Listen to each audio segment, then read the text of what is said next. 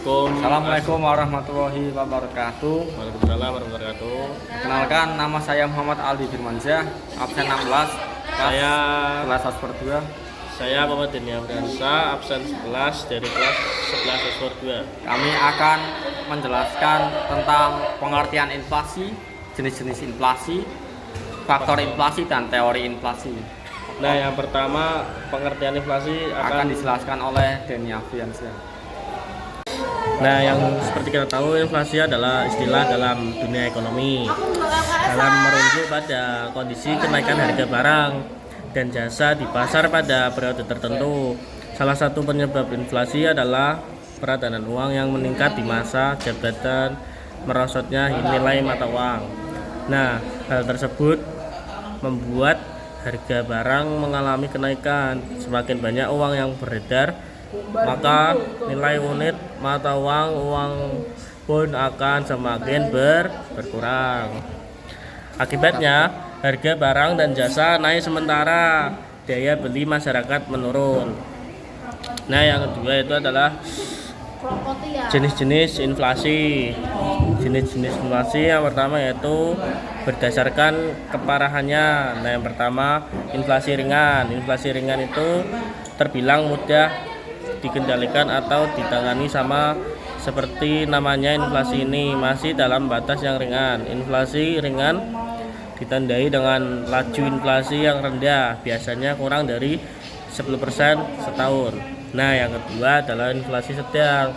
Pada jenis inflasi ini sudah ada pihak-pihak yang merasa terganggu akibat adanya inflasi.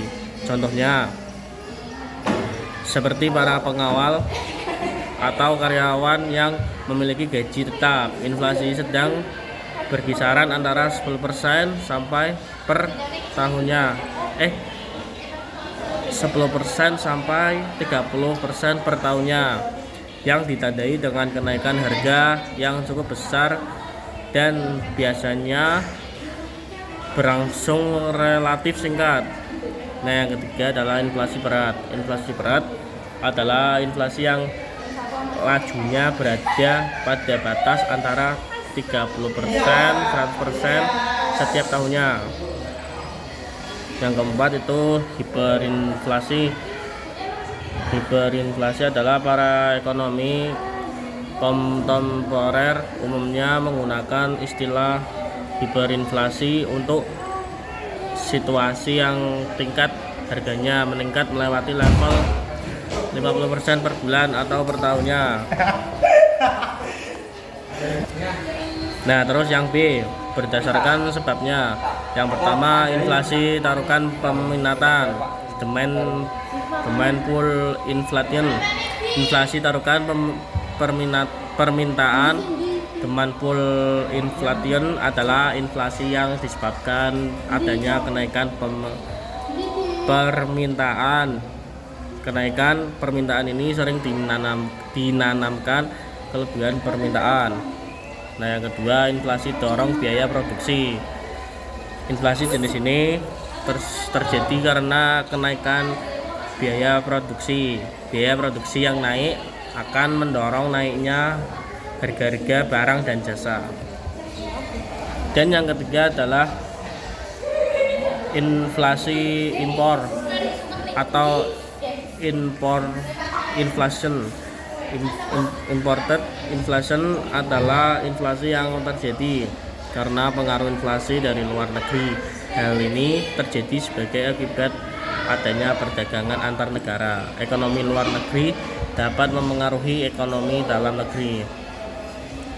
Nah, yang keempat itu inflasi campuran. Inflasi campuran adalah inflasi yang disebabkan oleh kombinasi campuran antara unsur inflasi tarikan permintaan dan inflasi dorongan biaya. Terus yang C adalah berdasarkan cakupan pengaruh kenaikan harga. Berdasarkan cakupan pengaruh kenaikan harga, inflasi dapat digolongkan sebagai berikut. Yang pertama itu inflasi tertutup. Inflasi tertutup terjadi karena kenaikan harga yang terjadi hanya berkaitan dengan satu atau dua barang tertentu. Yang kedua adalah inflasi terbuka. Inflasi terbuka yang terjadi di kenaikan harga terjadi pada semua barang secara umum. Yang ketiga, inflasi yang tidak terkendali. Inflasi ini terjadi apabila serangan inflasi sedemikian hebatnya sehingga setiap saat harga-harga terus berubah dan meningkat. Akibatnya orang tidak dapat menahan uang lebih lama karena nilai uang terus merosot. Nah, yang selanjutnya adalah faktor-faktor terjadinya inflasi. Faktor-faktor terjadinya inflasi akan dibacakan oleh Aldi. Selanjutnya, faktor terjadinya inflasi. Inflasi dapat melanda perekonomian suatu negara baik negara maju maupun berkembang. Inflasi dalam perekonomian suatu negara dapat terjadi karena berbagai faktor, antara lain yang pertama yaitu meningkatnya biaya produksi. Secara umum, inflasi karena kenaikan biaya produksi disebabkan karena adanya desakan biaya produksi yang semakin naik. Inflasi ini dapat terjadi pada negara yang ekonominya sedang bertumbuh dan berkembang. Lalu yang kedua ada tarikan permintaan. Jika permintaan terhadap sebuah barang atau jasa naik, maka hal itu akan mengakibatkan penyediaan faktor produksi dan berbagai barang menjadi menurun. Sementara itu, pengganti atau substitusi untuk barang dan jasa tersebut terbatas bahkan tidak ada. Lalu yang ketiga ada jumlah uang beredar semakin bertambah. Peredaran uang yang tinggi di masyarakat juga bisa menyebabkan terjadinya inflasi. Hal ini dikarenakan ketika jumlah uang di masyarakat semakin meningkat, maka harga barang akan ikut mengalami kenaikan.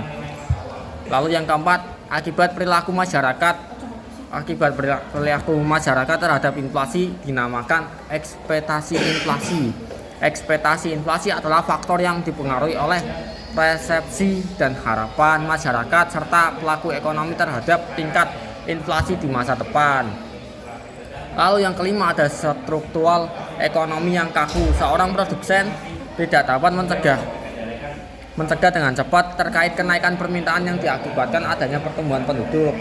Lalu yang keenam ada kebijakan pemerintah yang kuat. Kebijakan pemerintah yang kurang tepat bisa memicu timbulnya inflasi. Misalnya jika pemerintah menetapkan aturan syarat pemberian kredit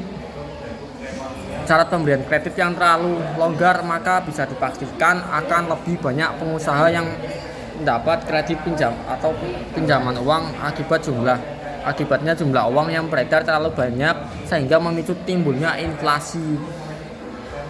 Lalu teori dan metode perhitungan inflasi.